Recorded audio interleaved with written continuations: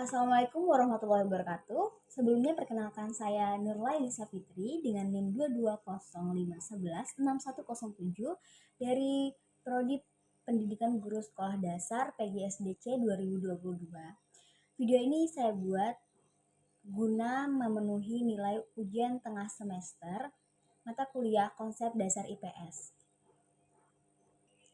Baik, langsung saja pada pembahasan yang akan saya bawakan, yaitu mengenai pengertian dan hakikat IPS atau ilmu pengetahuan sosial, kemudian materi IPS dalam kurikulum Merdeka, selanjutnya harapan saya terhadap mata pelajaran IPS di masa yang akan datang. Kira-kira teman-teman sekalian ini tahu nggak apa itu pengertian IPS atau bagaimana hakikat IPS itu sendiri gitu? Baik, kali ini saya akan membahas pengertian IPS maupun hakikat IPS itu sendiri. Pengertian dan hakikat IPS. Istilah pendidikan ilmu pengetahuan sosial atau IPS, sebelumnya kita harus mengetahui nih sejarahnya itu seperti apa gitu ya. Istilah ini tuh pertama kali digunakan di US pada tahun 1913 yakni Social Studies.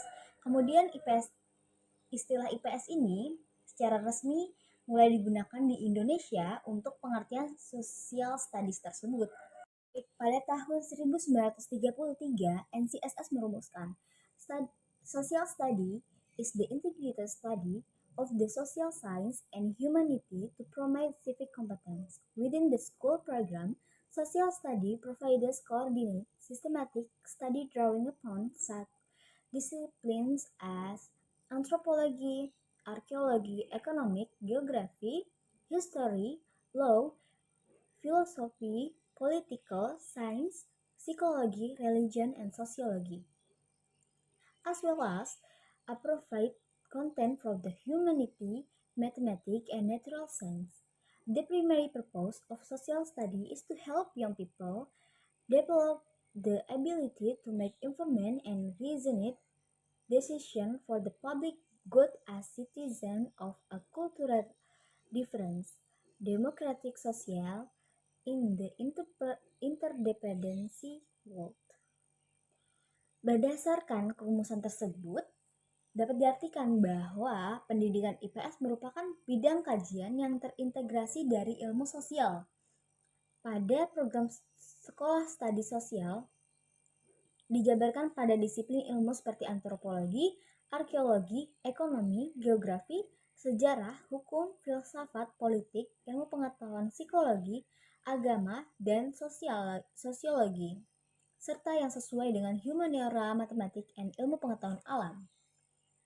Tujuan utama dari pendidikan IPS adalah untuk membantu kaum muda mengembangkan kemampuan untuk membuat keputusan informasi dan beralasan untuk kepentingan publik sebagai warga masyarakat yang beragam secara budaya, demokratis dalam kata saling tergantung.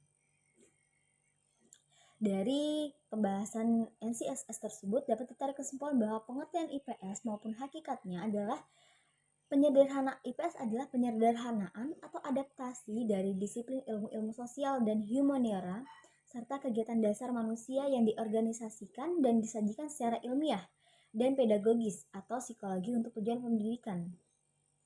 IPS merupakan hasil kombinasi dari hasil pemfusian atau perpaduan dari sejumlah mata pelajaran seperti geografi, ekonomi, sejarah, sosiologi, antropologi, dan politik. Dari mata pelajaran tersebut mempunyai ciri-ciri yang sama, sehingga dipadukan menjadi satu bidang studi, yaitu ilmu pengetahuan sosial atau biasa dikenal IPS gitu ya. Dengan demikian jelas bahwa IPS adalah fusi dari disiplin ilmu-ilmu sosial. Pengertian fusi di sini adalah bahwa IPS merupakan bidang studi utuh yang tidak terpisah-pisah dalam kotak disiplin ilmu yang ada. Bidang studi IPS tidak mengenal adanya pembelajaran geografi, ekonomi, kemudian sejarah secara terpisah, namun melainkan semua disiplin tersebut diajarkan secara terpadu.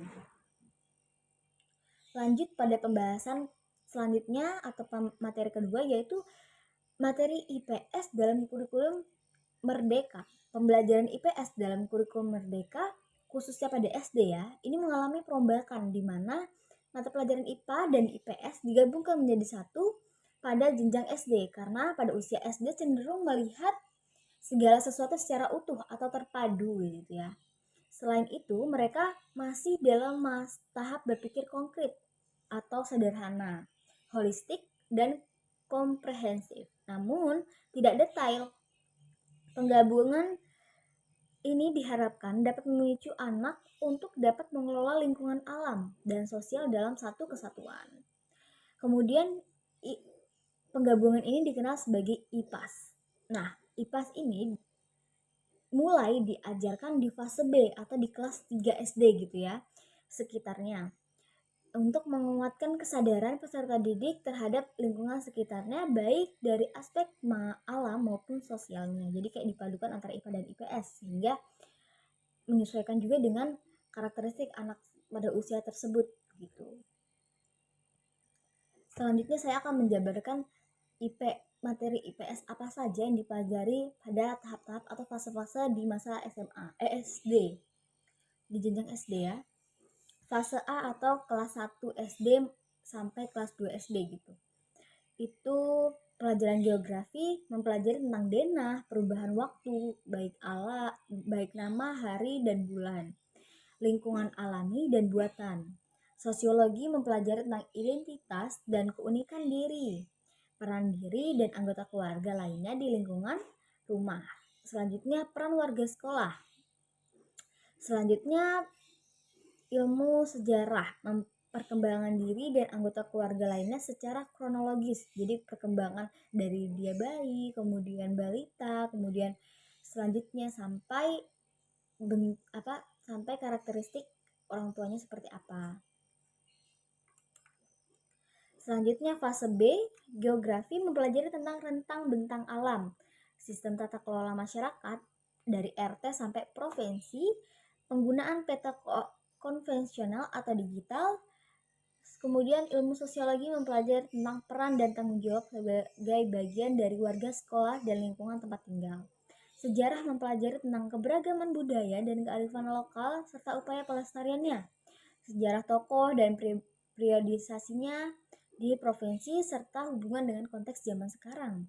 Ekonomi mempelajari tentang profesi masyarakat, ada guru, dokter, polisi, disesuaikan dengan imajinasi maupun karakteristik anak pada usia SD di fase B, yaitu kelas 3 sampai kelas 4 SD.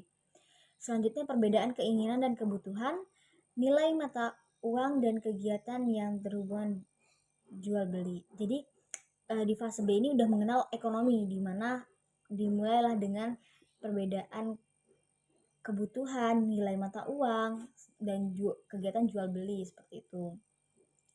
Lanjut pada fase C, geografi mempelajari tentang perubahan kondisi alam, peta wilayah Indonesia dan sekitarnya. Sosiologi mempelajari tentang dampak permasalahan lingkungan terhadap kehidupan masyarakat. Sejarah mempelajari tentang hubungan antara kehidupan zaman sekarang dengan tokoh sejarah di Indonesia. Perjuangan bangsa Indonesia melawan implementasi itu kayak penjajahan dan sampai mencapai kemerdekaan, merefleksikan semangat juang para pahlawan. Selanjutnya meneladani perjuangan pahlawan yang diimplementasikan dalam tindakan nyata dalam kehidupan sehari-hari seperti itu. Di fase C ini masih mempelajari tentang ekonomi, yaitu konsep nilai dari nilai barang, nilai jasa maupun waktu dalam kehidupan sehari-hari dan kekayaan. Kemudian yang terakhir, materi terakhir yaitu harapan saya terhadap pembelajaran IPS di masa yang akan datang. Mata pelajaran IPS dapat memberikan peserta didik kesadaran dan kepedulian terhadap masyarakat, empati dan simpatinya meningkat di lingkungan melalui pemahaman terhadap nilai-nilai sejarah dan kebudayaan masyarakat. Selanjutnya harapan saya adalah mata pelajaran IPS dapat membantu peserta didik menaruh perhatian terhadap isu-isu dan masalah sosial serta mampu berpikir kritis, tidak terpengaruh oleh berita-berita atau isu-isu hoax macam itu, dan dapat menindaklanjuti persoalan tersebut. Dan terakhir adalah mata pelajaran IPS dalam proses pembelajarannya berjalan secara efektif dan sistematis sehingga tujuan pembelajaran terrealisasikan. Sekian dari saya, kurang lebihnya mohon maaf. Apabila ada salah kata, saya mohon maaf karena tidak ada yang lebih sempurna dari yang di atas. Sekian dari saya. Assalamualaikum warahmatullahi wabarakatuh.